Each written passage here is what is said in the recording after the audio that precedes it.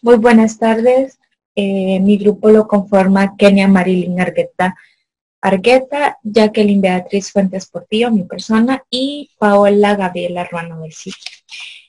Nosotros como equipo vamos a seguir hablándoles acerca de la balanza de pagos de acá de El Salvador. Entonces, el tema es el análisis de las cuentas de capital, la cuenta financiera de la balanza de pagos de El Salvador durante el periodo del 2010 y 2019. Para iniciar, vamos a hablar acerca de la cuenta capital. Dice que son los pagos del Fondo Monetario Internacional. Registra las transferencias de capital por cobrar y por pagar entre residentes y no residentes del país, además de compra y venta de activos no financieros no producidos entre residentes y no residentes. Se dice que en esta cuenta de capital se contabilizan como todos los depósitos, los préstamos y las garantías de deuda externa. También estas garantías se dice que son propias de la banca, así como otras instituciones financieras, incluyendo el mercado accionario. Por lo tanto, la cuenta de capital registra dos subcuentas y que son, una es la transferencia de capital y las otras son las adquisiciones, disposiciones brutas de activos no financieros no producidos. Ahora bien, vamos a hablar acerca de las transferencias de capital. Dice que son las transferencias en las que se traspasa la propiedad de un activo distinto del efectivo y de las existencias de una parte a otra, que obligan a una o ambas partes a adquirir o disponer de un activo en la que el acreedor acomoda una obligación. En esta subcuenta se registran, digamos, todas las transacciones, digamos, de una persona que reside en el país con otra que reside en el extranjero, ¿verdad? Por decirlo así. En esta cuenta se realizan como los traspasos de recursos. Digamos que un ejemplo de ellos puede ser que Estados Unidos, digamos, condona una deuda a nuestro país, El Salvador. En este caso, el país de Estados Unidos está haciendo una transferencia de capital. Por lo tanto, El Salvador, esto lo va a registrar en créditos, porque ya que está recibiendo, o sea, es una entrada de dinero hacia nuestro país. Y digamos, como está el dinero que está saliendo es del país de Estados Unidos. Por lo tanto, Estados Unidos lo va a registrar en débito, porque es una salida que ha tenido el país de dinero. Y en la segunda subcuenta tenemos las adquisiciones, las disposiciones brutas de activos no financieros no producidos. Dice que comprende las transacciones realizadas con activos tangibles que pueden utilizarse o necesitarse para la producción de bienes y servicios, pero que en sí no han sido producidos, y las transacciones realizadas son activos tangibles no producidos. En se contabilizan todas las transacciones, digamos que implica como la comercialización, por decirlo así, de los activos que son tangibles. Digamos que, pero son tangibles y no son producidos. Por ejemplo, estos activos son utilizados para procesos productivos. Ejemplo de ello, pues sabemos que es la tierra, ¿verdad? Es un factor de producción. Entonces, este es un activo no financiero. Digamos un ejemplo, si yo adquiero un terreno en el país de Estados Unidos, entonces esto es, por decirlo así, salida de dinero de mi país. Por lo tanto, entraría en débito.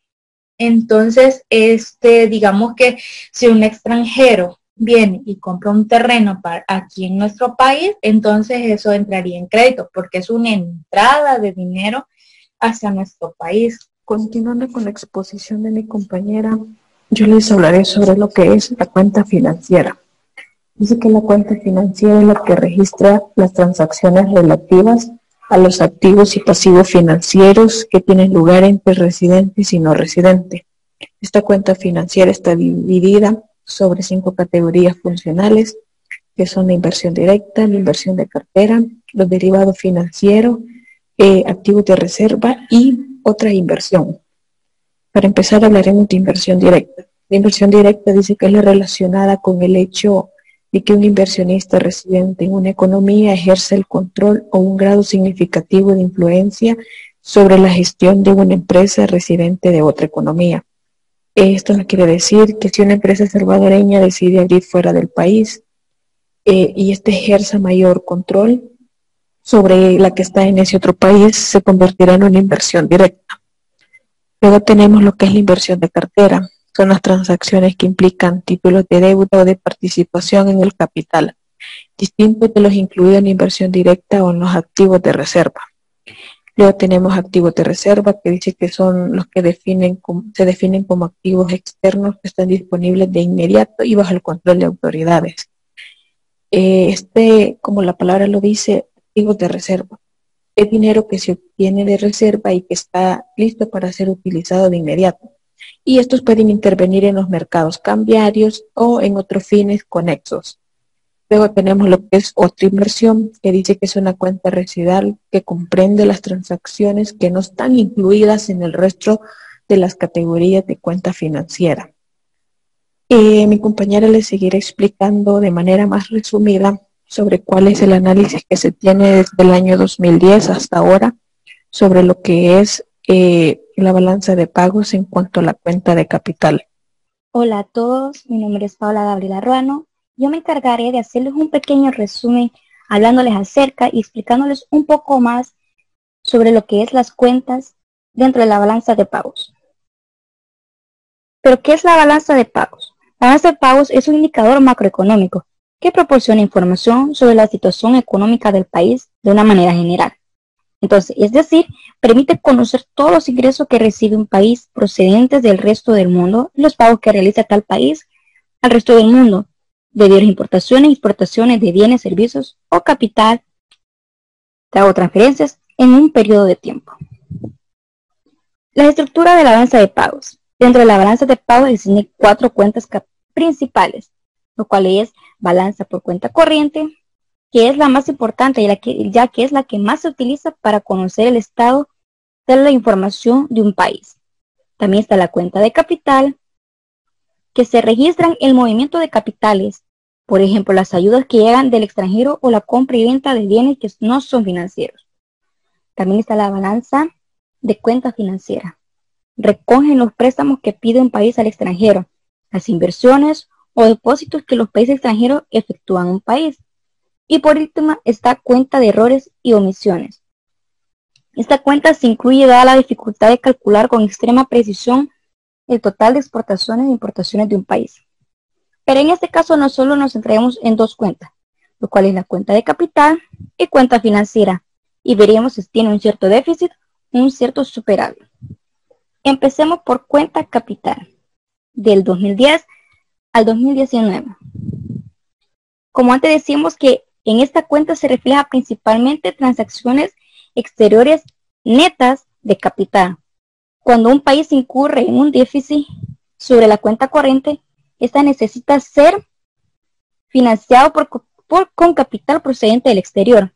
Entonces, es decir, la cuenta de capital ha de presentar un superávit.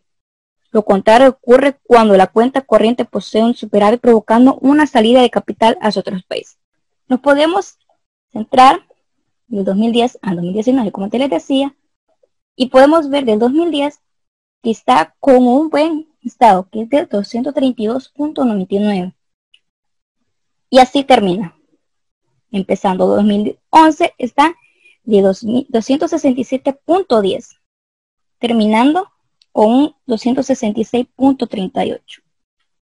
Nos vamos al 2012 con un 201.22.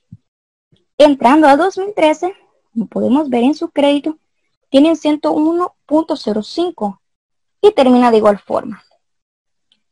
Pero nos vamos a 2014, podemos ver un 63.58, que es un poco más bajo a los años anteriores. Ahora nos podemos fijar en esta otra parte.